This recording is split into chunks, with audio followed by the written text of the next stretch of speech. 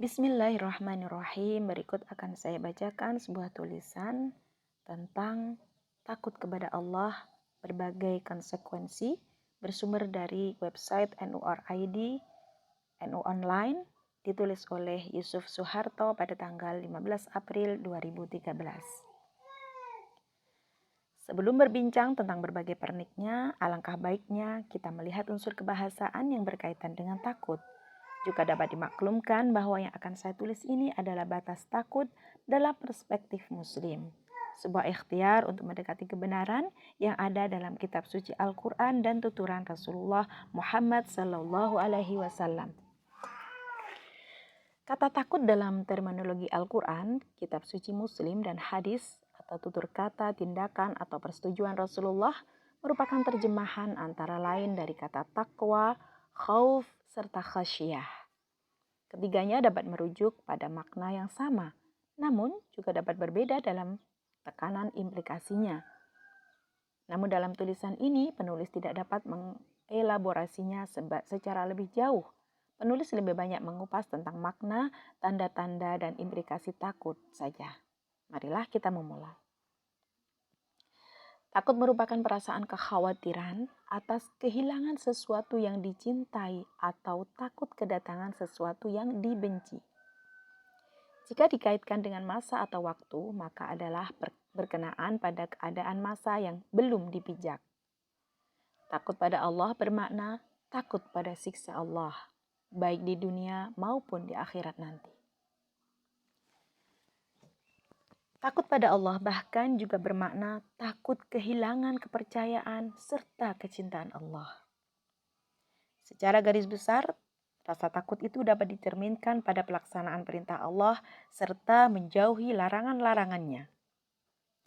Pada penjelasan yang lebih detail, Syekh Nashr As-Samarqandi dalam Bustanul Arifin berpendapat bahwa takut pada Allah itu menjadi hal yang sesungguhnya jika telah terpenuhi 7 macam pertanda. Pertanda pertama, lisan orang yang takut pada Allah mendorongnya untuk tidak berucap kebohongan, menjelek-jelekan orang lain, juga tidak berkata yang tiada guna.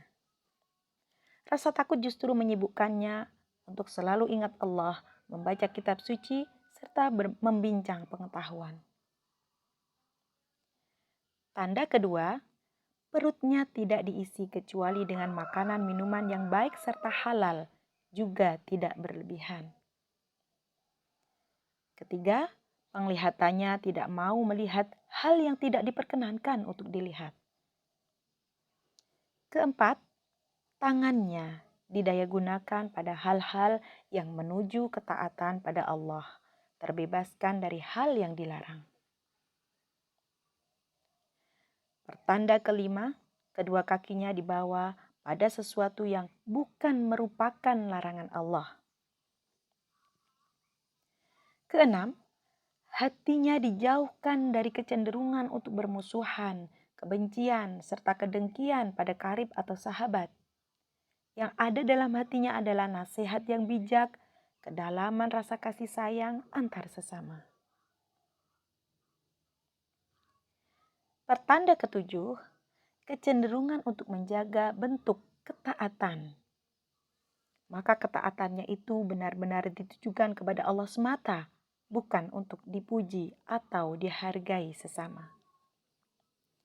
Nabi Muhammad SAW pernah menasihatkan 3 hal yang dapat menyelamatkan manusia. Pertama, hendaknya manusia itu berlaku seimbang dalam keadaan senang maupun galau. Kedua, sederhana dalam keadaan papa maupun berkecukupan. Ketiga, takut pada Allah dalam kesunyian maupun di tengah-tengah keramaian di hadapan orang banyak. Al-Quran menyatakan bahwa rasa takut itu adalah bagian syarat dan konsekuensi keimanan. Barang siapa yang takut pada Allah, maka ia tak akan diliputi ketakutan pada apapun selainnya.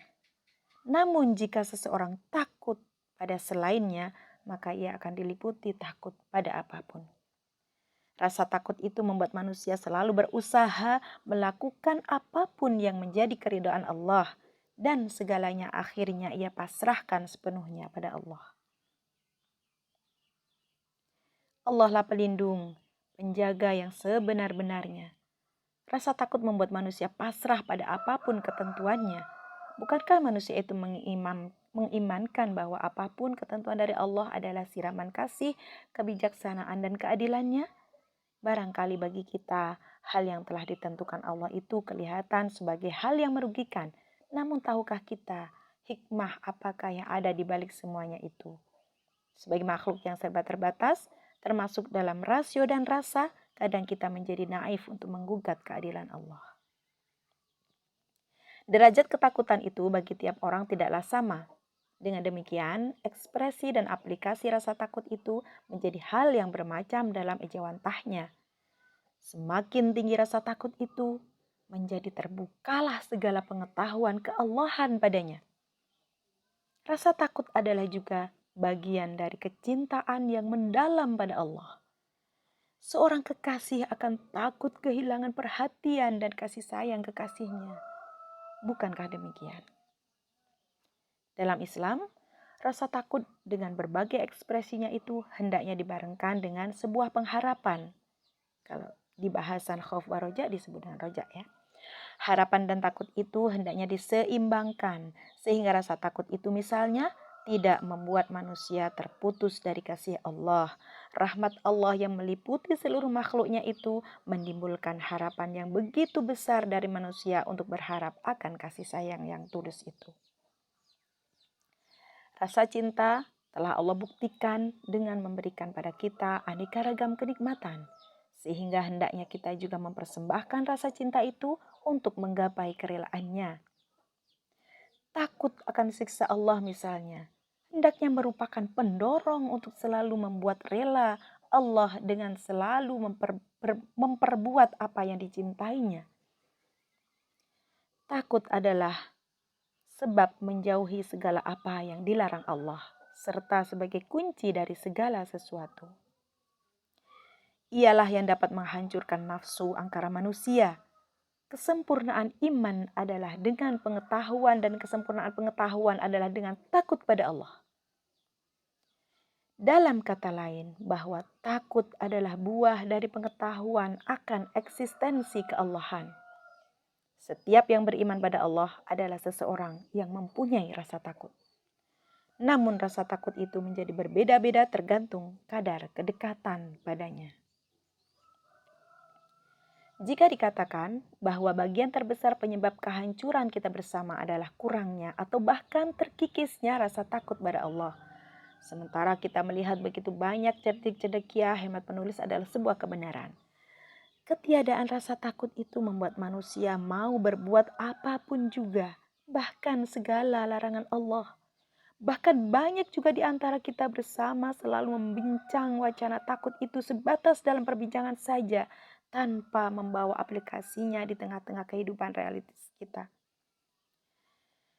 Allah menegaskan pada firman-Nya bahwa sesungguhnya amat besar dosanya orang yang mengatakan apa yang tidak pernah ia tindakan. Dan menurut penuturan Rasulullah Shallallahu Alaihi Wasallam, sikap seperti ini antara lahir dengan isi hati yang tidak sama ini dapat disebut sebagai zindik dan merupakan salah satu ciri munafik. Nauzubillah min dzalik. Kita berlindung dari sikap dan paradigma berpikir dan tindak semacam ini. Alangkah indah dan betapa merindukan adanya kebersamaan di antara kita untuk menghayati agama dan kepercayaan kita masing-masing. Sebuah keimanan yang melahirkan sikap dan pola pikir yang konsisten akan kebenaran ajaran Allah. Kita mengimaninya dan dengannya kita melandaskannya pada seluruh aspek aktivitas kita. Keberimanan yang membawa dan sekaligus rasa takut untuk tidak disapanya kelak di hari akhir. Penulis adalah Ketua Aswaja NU Center Jombang, dosen Universitas Darul Ulum.